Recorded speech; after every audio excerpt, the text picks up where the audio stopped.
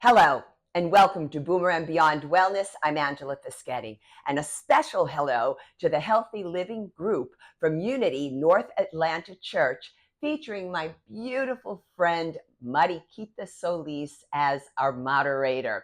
So we recently all spent some time together. I was being zoomed in to teach a beginner's chair exercise total body workout without additional resistance. So we were applying our own sense of resistance. We had a blast. However, unfortunately, we had some technical issues and they were not able to record it. So I really wanted the group to have the replay. So here it is, a pre-record for you so that you can come back and review the work whenever you need to. And in particular, I want you to focus on the modifications that I give you for different chronic concerns. So the accessories we'll be using today will be a sticky yoga mat or an exercise mat, a good sturdy chair, and you're going to see here that my chair doesn't have a backing because this is a yoga chair, which is actually my preference. I can move my arms around. It's great for teaching purposes. However, whatever chair you choose to sit in, please make sure it doesn't have wheels and also doesn't have arms. And I'm also sitting on a cushion. Now, why am I doing this? Because this leads me into really having a brief chat with you about how to sit in a chair. So the one thing I want you to avoid, particularly if you have any knee issues, problems with bending the knees, flexion of the knees. So I want you to avoid this, tucking your feet underneath the chair. You're just putting more pressure on the knees. So I'm going to come on the diagonal for you here a bit, and I'm going to sit with the ankles just slightly forward of the knees. And I want you to look down and line up the ankles to the knees to the inside of the high pelvic bone. I'm going to face you. So the high pelvic bone is called the iliac crest. So you place your hands down and you line all of this up with each other. Now, the next part here to explain is, well, I'm going to ask you to bring your hands underneath your butt flesh and then pull the flesh not only straight back, but then out wide toward the shoulders. And then I'm going to do a little rocking side to side, because what I'm doing is finding the ischial tuberosity. In yoga, we call these the sits bones. You want to make sure that you're sitting up and forward on the front edge of the ischial tuberosity. Additionally, this little brief rocking side to side is kind of nice if you have sciatica issues or piriformis syndrome. I just wouldn't do it if you're in a real acute active state.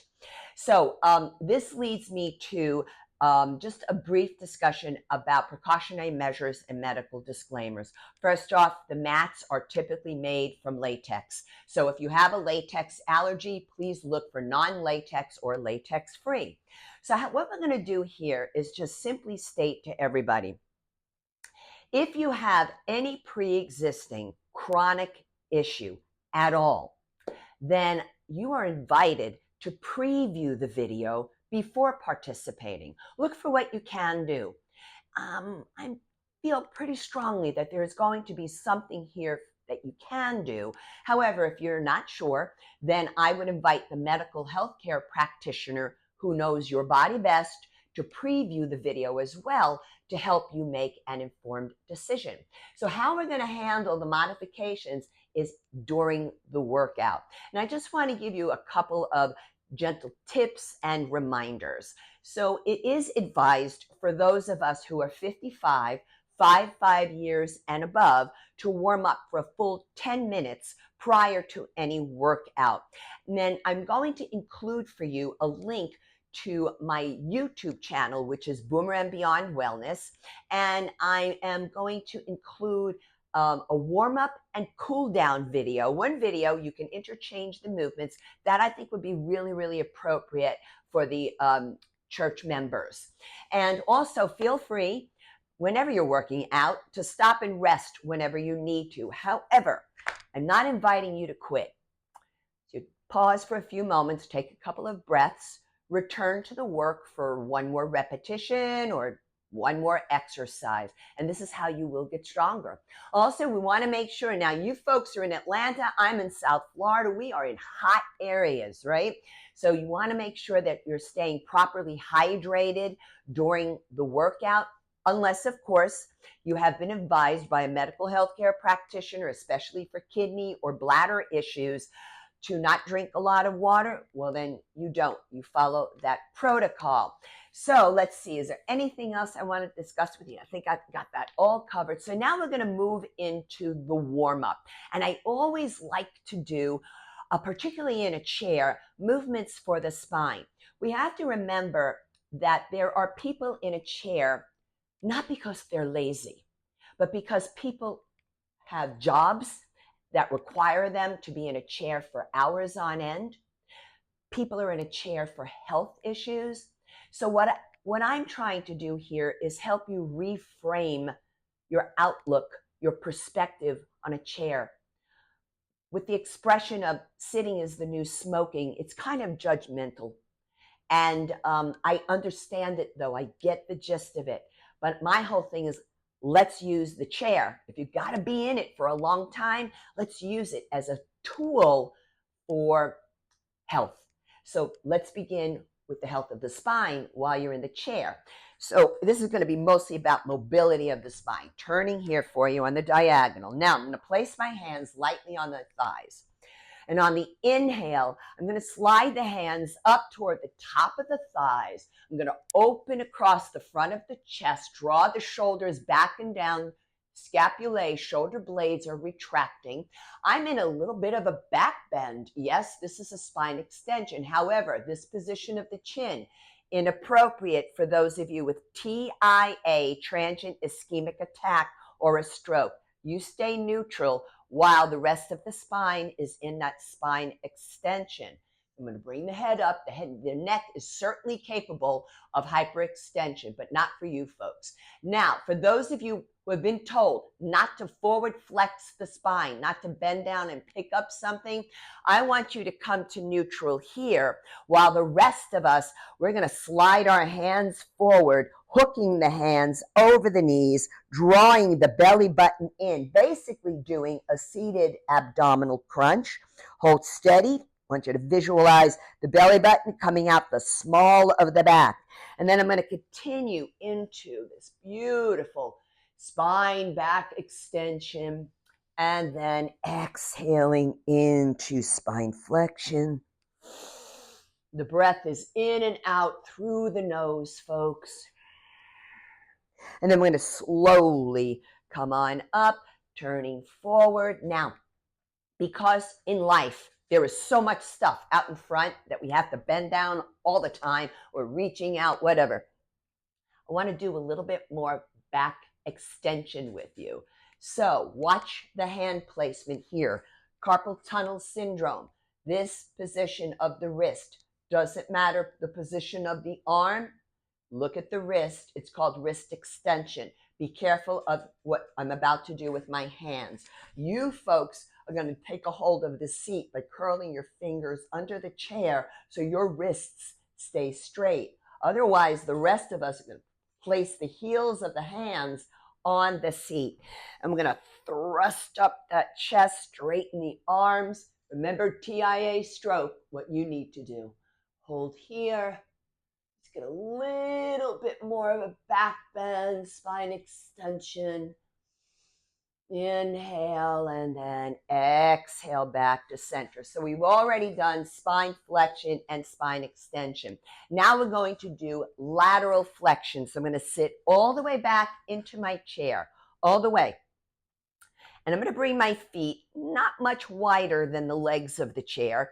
Take your right arm and grab the outer back leg of the chair. Slide down. Now, do not do this. Do not collapse your right side organs by going down this way. You want to turn your sternum, I want you to hear that, okay? Your breastbone toward the ceiling. Then bring your left arm out, up, and over. However, if you have rotator cuff or pinched nerve at the neck, you bring your hand to your waist. For the rest of us, take it out, up, and over. Some connecting energy from the left middle finger through the left heel, stretching the intercostal muscles between the ribs, responsible for 25% of the respiratory cycle. And inhale, turn that palm up, grab an imaginary hook. Exhale, push down into your left heel as you reach down in the back left leg of the chair, sliding down, sternum up, arm up and over, rotator cuff and pinch nerve, you know what to do. So now you begin to understand it's your responsibility to retain the information I'm giving you for modifications, also stretching these beautiful oblique muscles at the waist, partially responsible for turning and twisting the torso. Inhale, turn the palm up. Exhale, push down into the right heel, vigorously reach out. And let's take some nice big shoulder rolls. And if you forget the modifications, go back to the replay, folks. This is real important for you. And now we're going to come into a bit of rotation. So I like to do this. It's called a Sufi grind in yoga. I like to also borrow from different exercise modalities. Why not?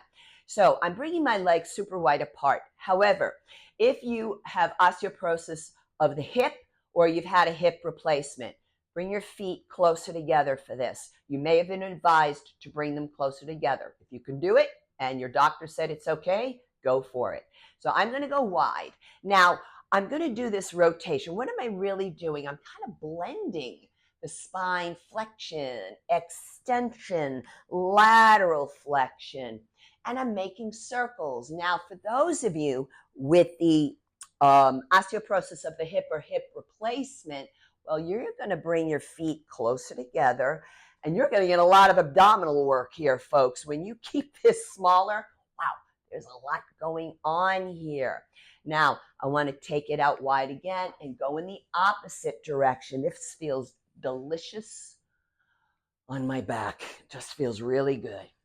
One more time around and back to center, hold, and you're going to toe, heel, lift, lift in between each movement. Great for the ankles.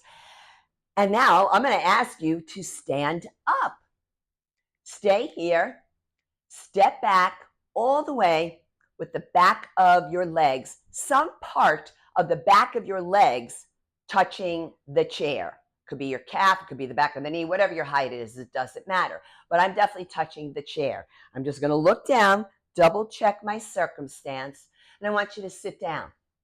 And then I want you to get right back up and then sit down. So these are squats, right? They're actual functional movements. We do them all day long to get up and out of the chair. Now, I'm not holding on. Maybe that's how you can level up. Don't force yourself. And if it's too much, you can also try your feet a little more forward, but that might be a little more challenging for some. And continue. You exhale as you come up. You exhale on the effort. Now I'm going to show you something. I'm going to come up. I'm going to turn to the side. At the top, each time I take this little posterior pelvic tilt, a pelvic tuck. Squeeze the butt, engage the quadricep muscles. We're going to do a few more. Another way you can do this, hands on your shoulders. Another way to level up. Exhale and inhale, sit back. One more, pushing up from your heels. Squeeze those thighs and squeeze the glute. And let's release the arms. Now, I'm going to step behind my chair. And because of sitting for long hours, and like myself, I have a standing desk, but standing for long hours in one spot, one can accumulate fluid in the feet, the ankles, the calves, all of that. So I want you to lift up on the balls of your feet and come straight down. I'm just going to back up a little bit and take it up. I don't want a lot of pressure on the hands here, folks. Just lightly touch the chair for a little bit of balance, particularly if you have vestibular challenges. Now be careful here if you have Morton's neuroma in your feet, arthritic feet, maybe bunions or hammer toes. This might be very uncomfortable. You can also do it seated. It'll be less height on your lift, but you can still bring your heels up and down. And the whole point here is we want the soleus muscle of the calf. There's 3 of them, including gastrocnemius and plantaris. The soleus is the second heart, and it's partially responsible for the venous return of the blood back to the heart. So we want to pump those calves if you're sitting a lot. And I'm going to give you one more. So the repetitions today are between 8 to 15 for a set. A set is a group of repetitions. Now I'm going to sit back into my chair and I'm going to work on what's called leg extensions. Grabbing a hold of the seat, dorsiflex your feet. So this is dorsiflexion toward the face. Plantar flexion is when you're pointing away. So you want to dorsiflex the feet, contract those quads up top, and then lightly tap down. But what I don't want to see is feet going sluggish as you lower. I want to lightly tap and go right back up, pause. Inhale to lower, exhale to lift, pause. So this is when I'm talking about pause at the peak of the contraction right here. How can you level up? Not holding on. But if you feel challenged with balance in the chair, hold on, right? I'm going to do a few more. How else can we level up?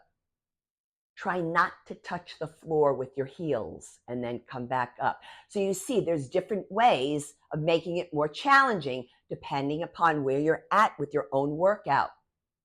You know, if you're a seasoned person at working out, then you can strap on ankle weights if you want. There's all kinds of ways to make this work more effort. Last one, hold. Now, if you want to level up, stay here and we're going to open out. This is hip abduction going away from the midline of the body. Here's hip adduction going toward the midline. I don't touch, but if you need to bring them down, give them a little rest, maybe a little self-massage. And now we're going to lift back up. Hip abduction, ABD. Remember, osteoporosis of the hip and hip replacement. You're going to bring your legs no wider. Visualize a clock. No wider than 1 and 11 o'clock. Got it? And also the rest of you, don't be flinging your legs out, because though it's the hip adductors, the inner thighs on the way in, I know it's called the outer thighs for the work, but the work is really primarily from the gluteals, and we're sitting, therefore making it much more challenging to even engage them. So if you go super wide on this phase, you're going to hit the tensor fascia latae muscle. It's going to overwork. It's much smaller and it's painful, folks. So keep this within a challenging but doable range of motion. And also, you cannot hold on if you wish. Belly button is in, no slouching. If you need a pillow behind you to help you stay upright, use it. Last one, and then close it in. Now, turning diagonally again, let's do some upper body work for you. So we're going to work on something called a high pulley row, working your upper back muscles, working your posterior deltoid, back of the shoulders. And whenever you pull, you're working your biceps as well. So I'm going to bring the arms up. First off, here's the hand position. It's called a narrow grip when they face each other, the palms.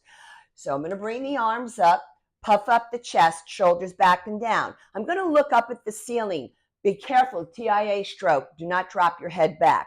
Belly button is in. I'm going to exhale to pull. Notice I puff up the chest toward the pull phase. And then inhale, release. No collapsing. Stay upright.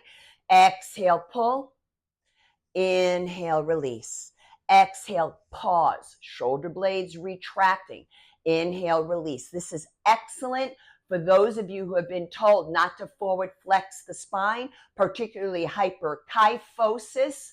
It's a postural deviation where you're slightly hunched in appearance. This is great. Just stay upright. Exhale, pull. Pull the belly button in, please. That's how you can work your abdominals here and also help to protect your backs. Last one, I'm going to pull. Now, The next one is an incline chest press. Guess what? It's the exact same movement, huh? But it's a different emphasis because now we're going to do the push phase. So what's pushing? Pectorals, front deltoid, triceps. Here we go. So now I'm going to push, control it in. The breathing is exhale, push, control it in. So we want to be able to push a really heavy grocery cart, right? A really heavy door. And push. And when you apply light weights to this stuff, and some of you might not be able to hold weights, you can use wrist weights instead, adjustable wrist weights. You will feel a lot of work going on. But I'm feeling work because I am applying my own sense of resistance. I'm not flailing my body parts. And one more, push and control it in. So now facing you, the next exercise, focusing on the deltoid muscles of the shoulders. Sitting tall. Now, I'm not sitting all the way back because I want to challenge my back muscles as well, but if you need to, do so.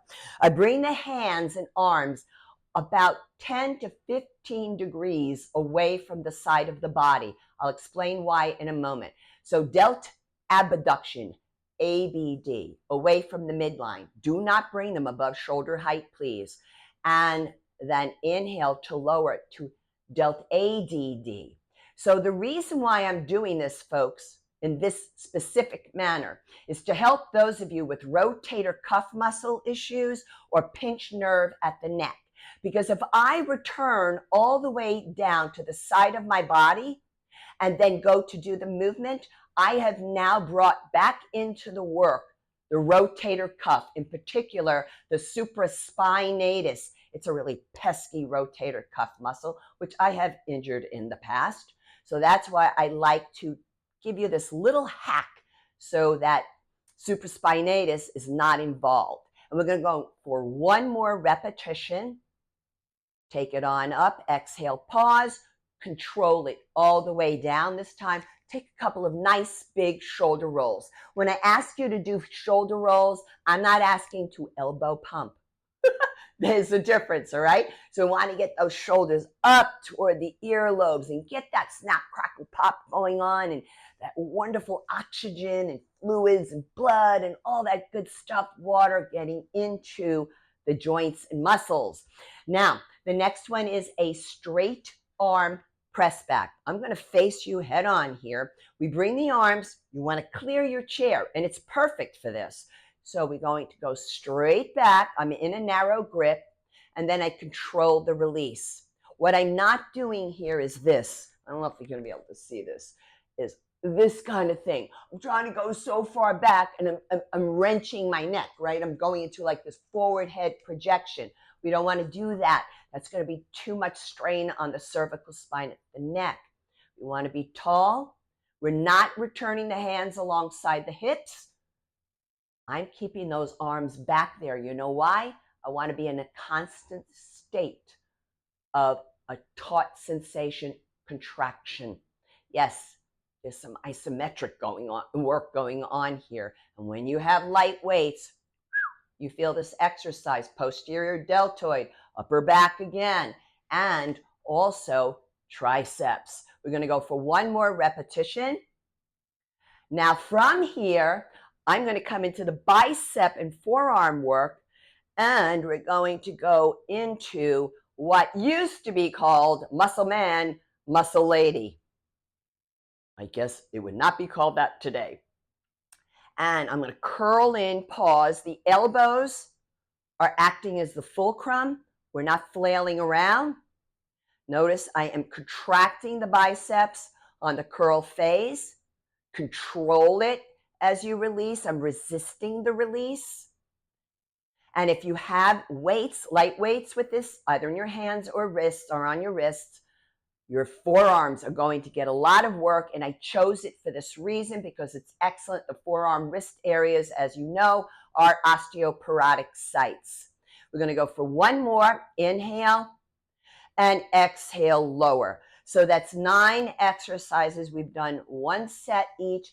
If you're more advanced and you want to continue on for more, go for it. We presented it in a vertical fashion. So let's bring in a couple of stretches here now for you.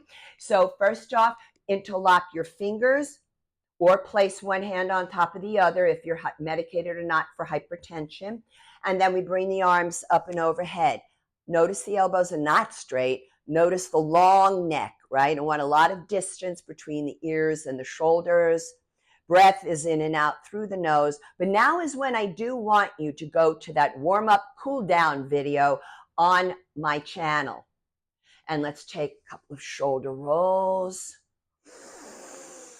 And we're going to push the walls away from us. Now notice the wrists are in that wrist extension. So carpal tunnel, you straighten the hands and really energize and reach out through your middle fingers. Just stretching the whole length of the arms. And then thumbs down. I'm going to bring my arms through the window of the chair and interlock the fingers behind me like so, palms toward each other. Open up the front deltoid and the pectoral muscle. When you stretch on your own, hold your stretches for 20 to 30 seconds, releasing the arms. I'm going to sit diagonally here, taking my inside leg. First of all, I'm going to adjust that buttock flesh, and I'm going to bring it straight out. This ankle slightly forward, as we discussed before. And keeping the chest up. We want to think we're bringing the right chest toward the left big toe. And I'm just going to slide forward and down. If you can reach the floor comfortably, that is fine. Belly button is in. Notice my head is lifted. Very important for those you medicated or not for hypertension, have GERD or vertigo. No dropping the head down. No flexion of the cervical spine of the neck. And breathe in and out through the nose. Maybe you don't have as much of a range of motion. Stay up here. It's all good. And then slowly slide on up. Take the outside leg out. Dorsiflex the foot. Opposite ankle slightly forward. But flesh back and out. Left shoulder toward the right big toe. Inhale, exhale. Belly button is in. So some of you have complained to me that it's too much direction. Folks, the channel is geared toward people with chronic concerns. It's necessary for them. So please have patience with us. We're here to try to serve everyone, but they are the original demographic for the channel. Belly button drawn in, chin is up, lengthening the body, and then slowly come up. And so if you find some value to the content here, folks, I would really appreciate it if you would consider subscribing, maybe sharing the videos, give it a kind comment, and don't forget to hit that notification bell when you want to be reminded of new content. So until next time, eat your greens, eat your beans, drink your water, and be well. Thank you.